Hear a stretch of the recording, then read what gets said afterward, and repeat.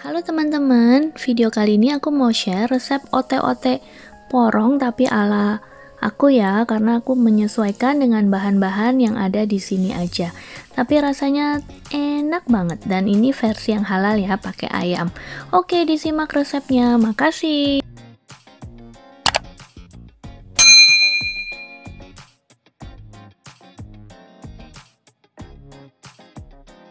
Pertama-tama kita siapkan dulu kacang kedelai ya. Aku beli kacang kedelai kering.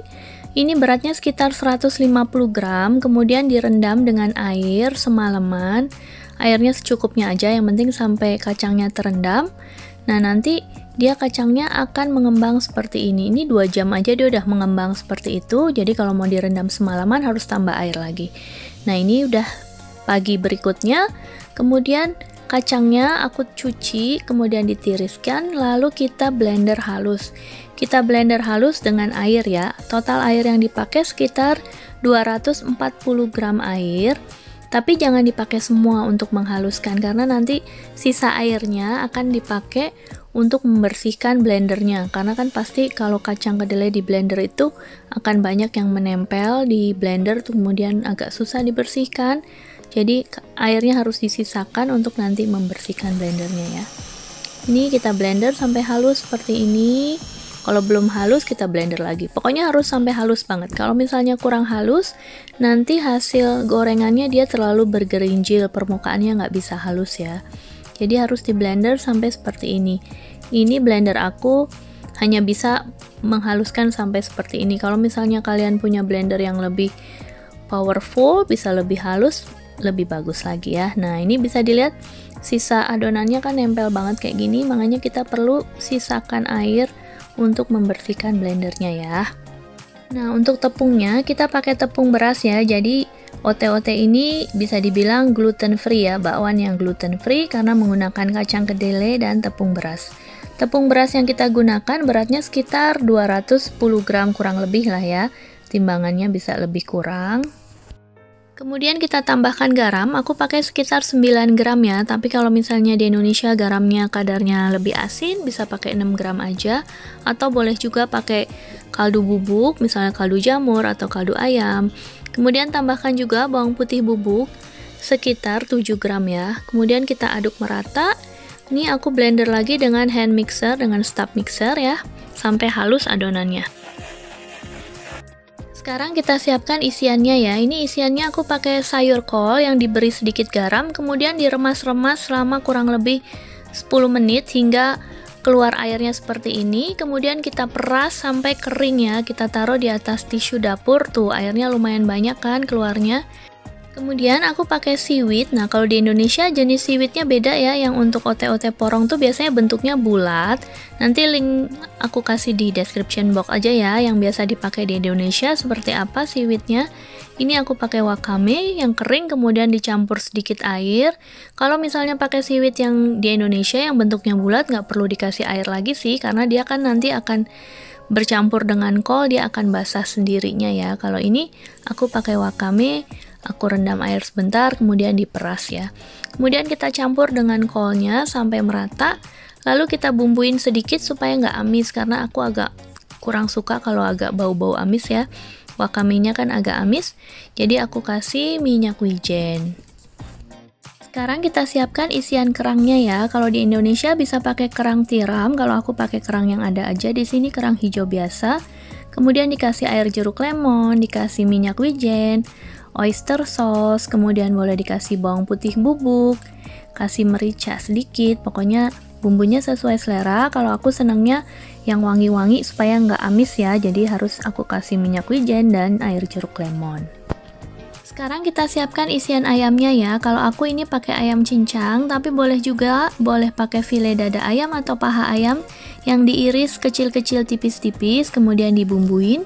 Ini aku bumbunya pakai 1 butir telur, kemudian ada bawang putih cincang, ada sagu, kita pakai saus tiram, pakai minyak wijen, kemudian ada juga nanti tambahkan daun bawang iris ya.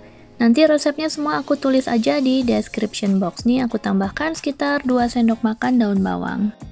Kemudian adonannya hanya diaduk rata seperti ini. Kalau misalnya kita pakai daging ayam yang slice atau yang irisan, kita marinasi, kita diamkan dulu minimal 30 menit sebelum digunakan ya. Nah, sekarang semua bahannya udah siap, adonan kedelainya udah siap, kemudian isian sayurannya udah siap, isian kerangnya udah siap, dan isian ayamnya sudah siap. Baru kita panaskan minyak. Ini aku menggunakan centong yang seperti ini yang agak dalam ya. Kemudian panaskan di dalam minyak. Kemudian kita taruh 1 sendok makan adonannya, kurang lebih ya, sampai merata, pokoknya menutupi bagian dasarnya. Kemudian kita berikan isinya.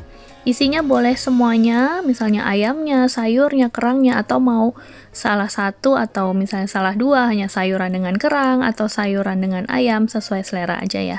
Kalau aku ini sekalian semuanya diisi.